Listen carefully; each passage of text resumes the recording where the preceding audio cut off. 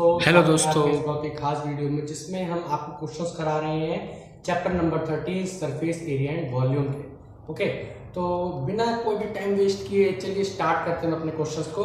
तो let's get start. ये हमारा क्वेश्चन आप लोग देख सकते हैं, यहाँ पे हमारे पास दो फिगर्स है। मान लीजिए आप लोगों ने आइसक्रीम वाले तो जरूर देखा ही होगा।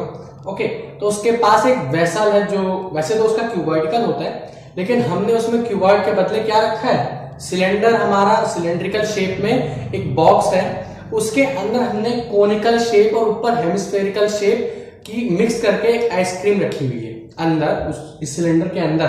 तो हमें ये बताना है कि इस सिलेंडर के डायमेंशन के अंदर अगर इसके डायमेंशन ये रहेंगी तो इस डायमेंशन की कितनी आइसक्रीम्स इसमें आ सकती हैं, ये हमें बताना है। बहुत ही सिंपल सा क्वेश्चन है। Let's start this question. पहला क्वेश्चन है हमारा, इजी क्वेश्चन है।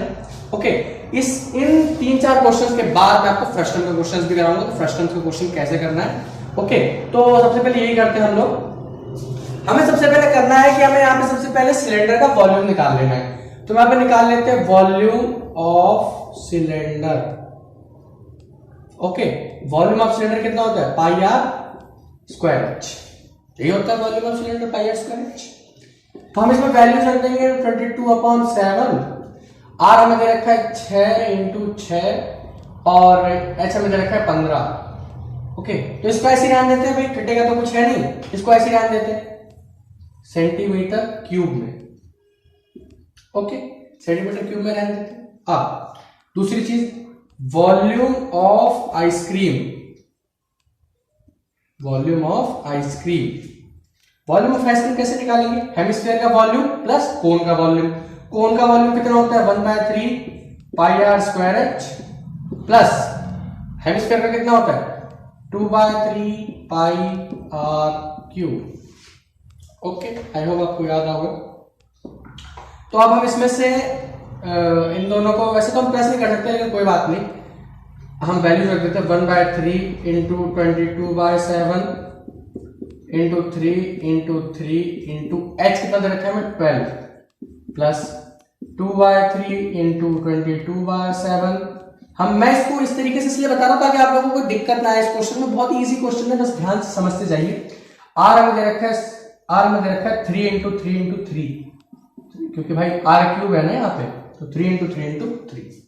तो अब हम इसको काटापीटी मचा देते हैं। यहाँ पे काटापीटी थोड़ी सी मचाएंगे तभी आंसर आएगा। ओके, तो बस और तो कुछ बचा नहीं है काटने के लिए। यहाँ पे यहाँ से एक 3 कैंसिल हो गया, तो यहाँ पे हमारे पास बचा गया 22/7 × 36 प्लस, और दूसरी चीज हमारे पास बची यहाँ पे 44 और या फिर 3 3 9 2 18 × 22/7 ये बचा हमारे पास। यहां से अगर मैं 22/7 ले लूं कॉमन तो हमारे पास बच जाएगा 36 + 18 और इसको भी मैं प्लस कर दूं तो आ जाएगा 54। 22/7 × 54 सेंटीमीटर क्यूब। तो ये आ गया हमारे पास किसका वॉल्यूम, इस आइसक्रीम का वॉल्यूम ये है और सिलेंडर का वॉल्यूम ये है। अब हम लोगों को करना क्या है, अब हम लोगों को करना है कि अगर हमें नंबर ऑफ आइसक्रीम्स निकालनी है तो यहां लिख देते हैं नंबर ऑफ आइसक्रीम्स यहां पे निकालनी है, तो volume of cylinder divided by volume of ice cream. Okay, तो वॉल्यूम ऑफ सिलेंडर कितना दे रखा है हमें 22/7 × 6 × 6 × 15। ओके, अपॉन में दे रखा है 22/7 × 54। इस 22/7 से ये 22/7 हो गया कैंसिल। अब हमारे पास बचा ये, तो ये हो गया 6 × 6 9 या 54। ओके, इसको हम 3 से कट करेंगे, 3 से कट करेंगे तो हो जाएगा 2, ये हो जाएगा 3। इसको हम यहां से 5 से कट करेंगे तो यहां से हमारे पास कितना आंसर आ जाएगा 10।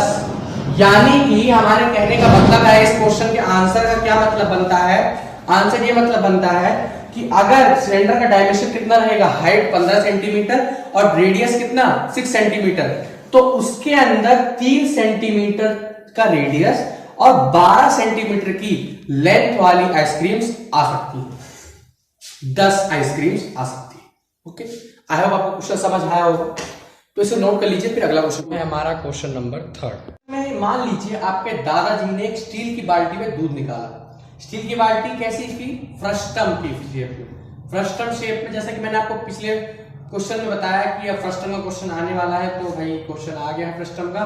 ओके, तो आपके दादाजी ने फ्रस्टम की बाल्टी में, मतलब छिन्नक जैसे कह लें आप, जो भी कह लें, उस बाल्टी में दूध निकाला। हमें ये बताना है उसमें कितना दूध है। मान लीजिए आपके बाबा ने आपको, आपके दादाजी ने आपको बता दिया ऊपर और नीचे का डायमीटर कितना है। ओके, तो डायमीटर नहीं, हमें यहाँ पे रेडियसेस पता है दोनों के, तो हम इससे क्या निकाल लेंगे? वॉल्यूम इसका। और दूसरी चीज, ये बाल्टी हो गई है खराब आउटर से, अब बाहर से खराब हो गई है। आपके दादाजी ने आपसे कहा कि इसके बाहरी परत पे, सिर्फ और सिर्फ बाहरी परत पे आपको लोहे की शीट चढ़ानी है। पतली शीट चढ़ानी है, ज्यादा मोटी नहीं, पतली सी शीट चढ़ानी है। तो उसमें कितना खर्च आएगा? अगर 100 सेंटीमीटर चढ़ाने का 15 रुपए लगता है। ओके, तो ये हमें बताना है। तो सबसे पहले तो हम इसमें दूध निकाल लेंगे। तो फर्स्ट केस है हमारा वॉल्यूम ऑफ फ्रस्टम या बकेट, फ्रस्टम या फिर बकेट, ठीक है, इन दोनों में से कोई एक भी कह लीजिए, दोनों ही सही है। तो क्या होता है फ्रस्टम का वॉल्यूम?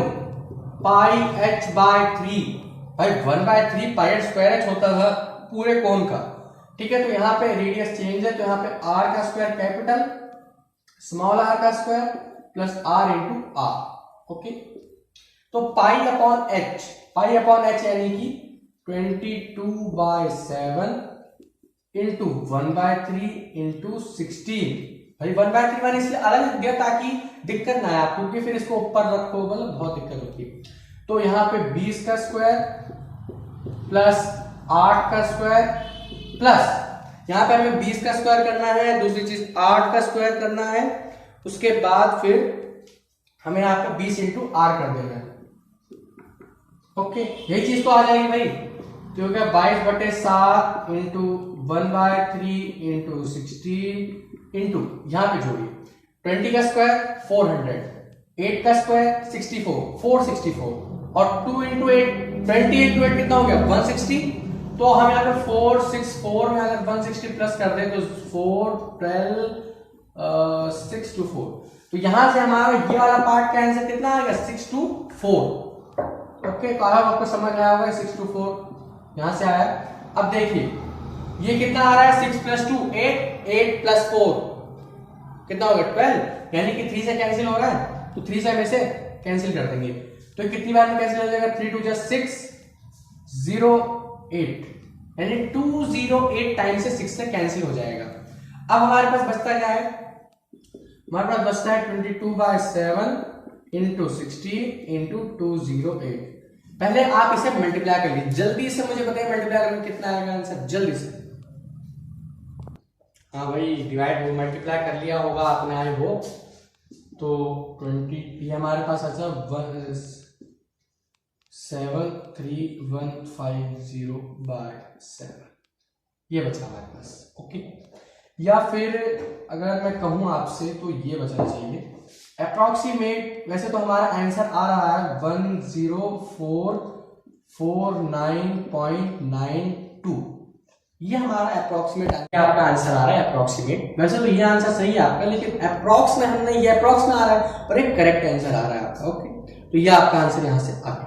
अब हमें क्या करना है? इसके आउटर शीट पे, आउटर कवर पे क्या लगाना है? शीट्स लगानी है। तो हमें इसका क्या निकालना पड़ेगा? Curved surface area. Curved surface area वो क्या होता है भाई?